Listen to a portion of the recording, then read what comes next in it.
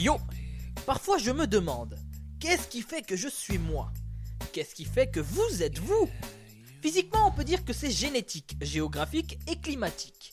Genre un Renoir est black parce qu'il vit là où le soleil tape ultra fort. L'Asiatique est bridé à cause du vent. Ils se sont adaptés à leur environnement et ont évolué, transmettant cette mise à jour génétiquement. Moralement, on peut dire que ce qui nous différencie, c'est l'éducation, la culture, le vécu et encore la génétique. J'en oublie sûrement, mais ce n'est pas le sujet.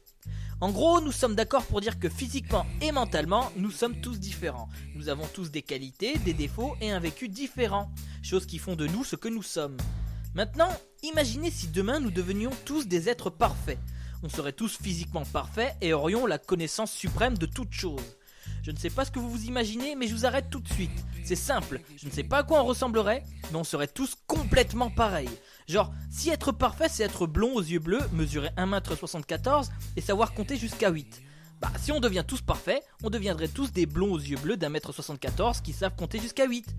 Enfin, faut relativiser, hein. Imaginez-vous ça pour de vrai. L'ADN parfait, la connaissance parfaite. Si on les avait tous, on serait tous pareils. On ne serait qu'un, mais là je m'éloigne, ce n'est pas le sujet. Vous avez compris? J'espère, parce que là c'est vraiment basique, hein. Tout ça pour dire que si demain on devenait tous parfaits, ben on se ferait sérieusement chier. Je dis ça parce que j'ai remarqué une nouvelle mode dans notre société. C'est la course à la perfection. C'est à celui qui fera la chanson la plus parfaite, à celui qui fera le film le plus parfait ou les lasagnes les plus parfaites. Bref, on est constamment en quête du propre, du fluide, du dynamique, de l'incroyable, de la 1080p Full HD 3 millions de pixels. Et ce au point qu'on en devient impatient et intolérant avec des choses totalement imparfaites, genre des vieilles chansons ou de vieux films. Et un des principaux moteurs de cette quête de perfection, c'est Internet.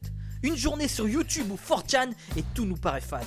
On y voit tous les jours des gars faire des trucs absolument incroyables, ça s'est normalisé. Et je parle aussi bien du gars qui fait du développé couché sur sa moto que du petit noix qui joue de la grade comme un pro ou du collectif qui fait un court métrage.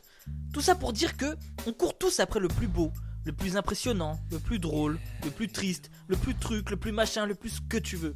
Mais à courir après le plus, on perd le moins. Nos défauts s'effacent et notre personnalité avec. Vous l'avez sûrement remarqué pour certains, les films ou la musique d'aujourd'hui paraissent vraiment fades par rapport à ce qui se faisait il y a quelques années. On est en train de perdre le caractère unique, le charme de chaque chose en vénérant le parfait. Enfin, je dis ça, mais bon, je dis peut-être des conneries, hein. C'est peut-être... voilà, je suis un hipster qui pense que c'était mieux avant, et puis...